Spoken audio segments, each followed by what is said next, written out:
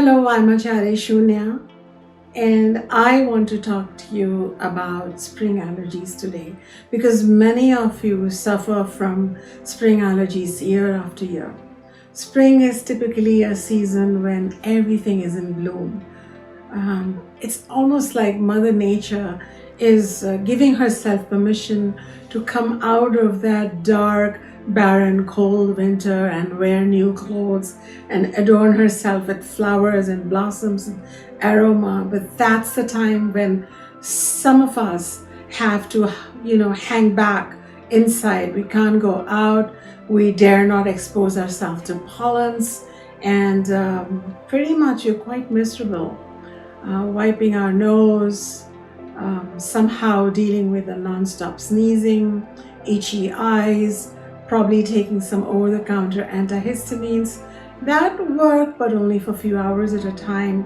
On top of that, they make your throat dry, your nose dry, your eyes dry, and you might even feel sleepy and not really optimal. You don't feel as exuberant as the rest of nature is feeling. Now, fortunately, I bring to you good news from the science of Ayurveda. Ayurveda, as you know, is a system of health and healing from India. It is at least 5,000 years old, and this is not a relic medicine from the past. This is a living medicine. It is not only alive and serving the needs of millions of people all over India, but it's actually coming up as one of the top most complementary and alternative systems of medicine worldwide. Why? Because Ayurveda works and the whole world is turning towards Ayurveda's unique wisdom, which tells us that don't worry. If you are having spring allergies, it's for a very simple reason. And once we understand that, we can undo the cause of it and we can come back into balance. So if you're excited, let me tell you just a little more. Why exactly do spring allergies happen? What is the cause? So Ayurveda explains that the whole world, including our living body, it is managed by three energies known as Vata, Pitta and Kapha. Vata energy is responsible for all kinds of movement in the body, from movement of my hand to movement of my speech, to the movement of my heartbeat, so to the movement of my breath, inspiration, expiration. Everything is regulated by this one energy known as a dosha, Vata dosha.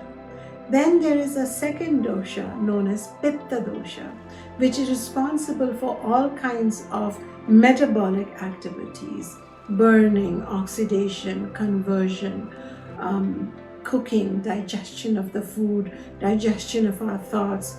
Anywhere that there is some kind of metabolic activity, gross or subtle, then we say that the energy or the dosha called Pitta is involved. Finally, there is a third energy which is known as Kapha dosha. Now, this energy is more cohesive in nature. It's more static in nature. It tends to hold things together. So it holds the joints in place. It holds the cells in place. It gives our body moisture. It gives our body density. It gives our entire being a glue-like adhesiveness. And this energy is known as Kapha. And this energy is moist by nature. This energy has certain oiliness attribute given to it. It has a tendency to be thick, and it tends to grow when our being is in inertia or when we're exposed to cold, etc., etc. Now, these energies fluctuate throughout the universe and in our body over the different seasons. Now, how it all works out, you have to read my book, Ayurveda Lifestyle Wisdom, or come to one of my deeper classes like the Alchemy through Ayurveda. For now, this much I'm going to say to you, that when we go, our body is exposed to the winter months. Our body is a living body, and it is experiencing the coldness and the wetness of the winter. The moistness and the coldness is constantly like a stimuli on our living organism, and as a result, slowly and insidiously, the kapha energy, which is also cold, which is also moist, starts growing, because the key principle of Ayurveda is like increases like. Just like in summer months, pitta energy, because of the fiery qualities, may grow, and when it's windy, the vata energy may grow. But when it's cold and moist, well, now we know kapha energy grows. So this kapha has been building within us. But when spring comes, a little bit of sun begins to shine. There's a little bit more heat than usual. And as you can see that the moisture and the coolness had percolated into the earth. And at that time in winter, it all looked barren. But when the sun comes out, out comes plump looking grass and little flowers and little buds come out. Everything is juicy and moist. So it's like the kapha was waiting, and it's almost like it's having a melting, seeping, blossoming action. In the same way, when our living organism counteracts the heat of the spring, out comes the moisture. Out comes the kapha energy through the closest channels from the lungs, which is the nose and the eyes, and even the throat here. So we might be doing or we may be sneezing or wiping our nose, and sometimes that sticky kapha energy also causes itching in the eyes. So now you understand that what's really happening is that the kapha dosha that had accumulated during the cold, moist, wet winter months is now coming out in the form of hay fever or spring allergies. So it's quite normal for everybody to have a little bit, but a lot, to the point that it starts giving you distress. Well, now that means you need to really bring down the level of kapha in your body, not just by letting it out and having uncomfortable symptoms, but by probably sipping some kind of a pungent, hot, warming, drying tea that can bring the kapha down, because opposites decrease the dosha. And so now we have a formula for success. Instead of letting that heavy, static, gluey, and oozing kapha come out of the body orifices and create us allergic symptoms that we have to somehow battle with antihistamines or sheer willpower, I would say let's bring out those food remedies that can bring us dryness and heat, and even some spices which are pungent or bitter or astringent, and they would work to somehow then work with our digestive system, work with the inborn metabolism, and somehow digest or metabolize that kapha within the body rather than coming out. And this is not just a possible hypothesis. This is a tried and tested hypothesis. QED. We have demonstrated, not over a laboratory mice or some kind of a whiteboard formula, over 5,000 years in an uninterrupted fashion. It has been proved once and for all that there is no such thing as spring allergies. You will not experience this if you know how to metabolize your own kapha. So it is the weakness of your own metabolism. It is a weakness of your own immunity that you're not able to process the kapha that built up in the winter, and so therefore it has to come out of your body and create those uncomfortable symptoms. But now that we know that, you can easily follow a step-by-step protocol.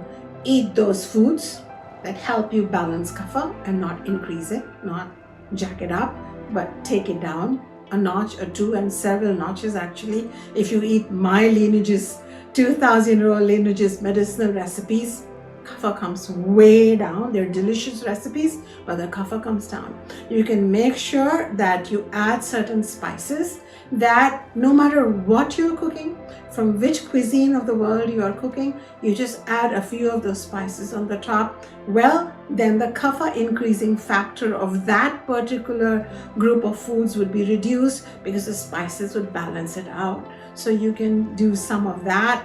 You can follow some home remedies and counteract that kapha and help your body metabolize that kapha energy rather than having to pour it out of your orifices and you having to run for a tissue or even having to take, leave from work just to deal with all the sneezing and the itchiness.